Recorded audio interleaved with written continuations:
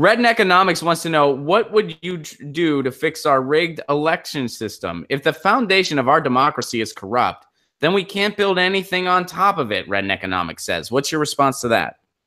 The internet levels the playing field. So I have purposefully raised a laughable amount of money up against 4 candidates in this district that will all have over $1 million.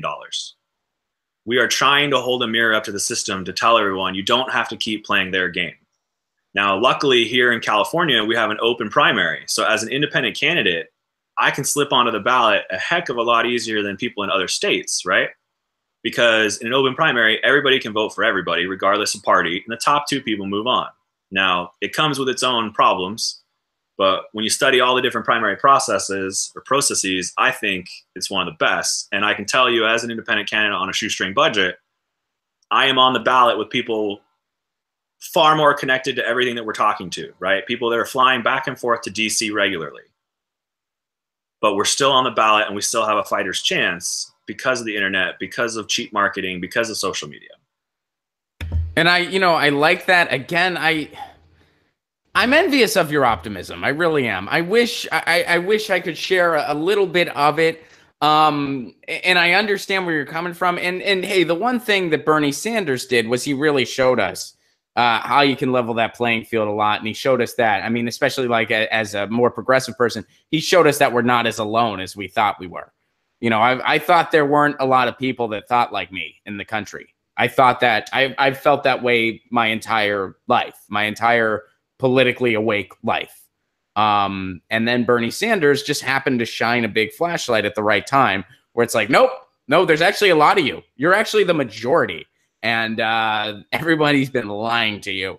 And it's like, oh, great. Well, I can kind of take this home with me. So I see what you're saying, but there are still so many things in place.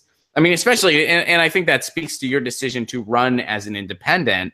I mean, especially if you were to run as a Democrat, you would have already faced multiple hurdles to try to keep you off the ballot. That already would have happened to you. Yes. There was a large crop of Democrats in this district that threw their name in the hat, and there have been rumors of private investigators, opposition research in the filings. You can see death threats from people on social media because they're terrified of the Democrats splitting the vote to the point where we get 2 Republicans in an open primary. The Republicans don't even show up to debates and town halls. They get invited to everything. They don't want to be seen in public. They have no reason to. They're going to rest on the laurels of this being a red district, and maybe the 2 of them can slip in if the Dems all split each other up. But exactly, to your point, if I had hung a D in front of my name, it would have been a lot easier to get money. The PACs would have just sent it to me. You know what I mean? I've seen the filings. They just divvy it up between all the candidates. Like, I'd have $100 grand right now and I could do a lot more with it, but we don't need it. And I don't want to owe promises to anybody else. And it would have been disingenuous for me to run as a Democrat right now in this district when 0 Republicans are going to go on that ballot and vote for a D. That is not going to happen anywhere in this country right now. The partisanship is too ripe on that side in particular. So if we can maybe pull over a few Republicans, hopefully get the MPPs, pull in a few Dems, maybe we can sneak through and build a little coalition of minorities, millennials, and union members.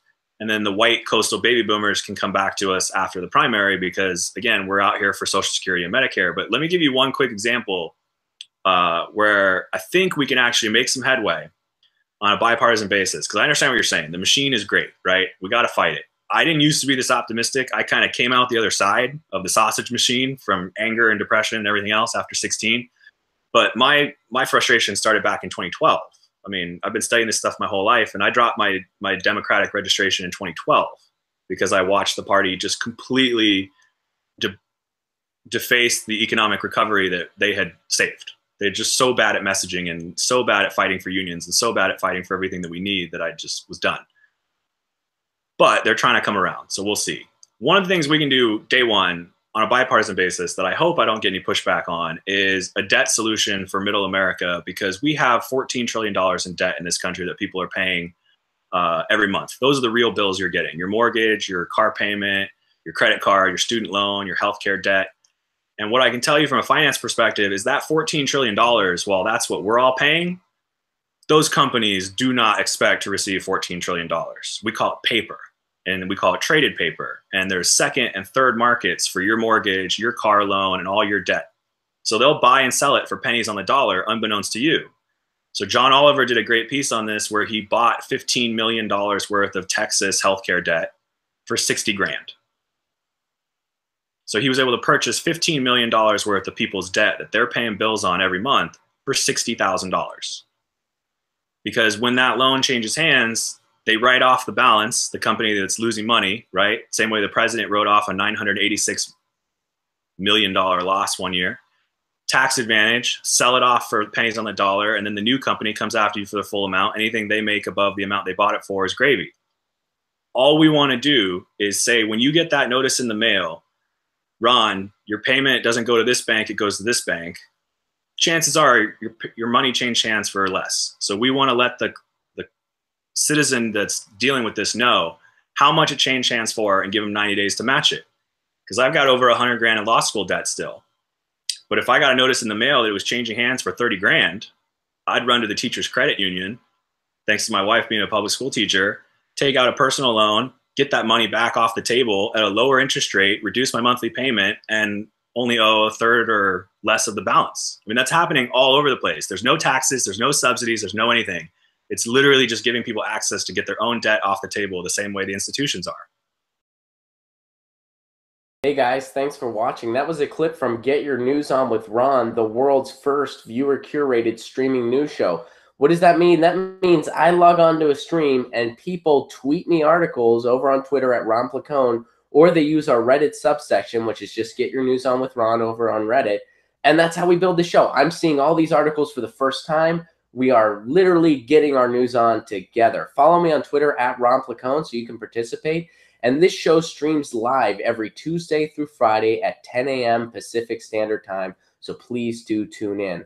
If you want to support this show, you can do so over on patreon.com/Ron Placone, where for as low as $1 a month, you get access to exclusive podcasts every week, exclusive videos, free tickets to shows when I'm performing in your town, and more for as low as $1 a month. Please do consider it.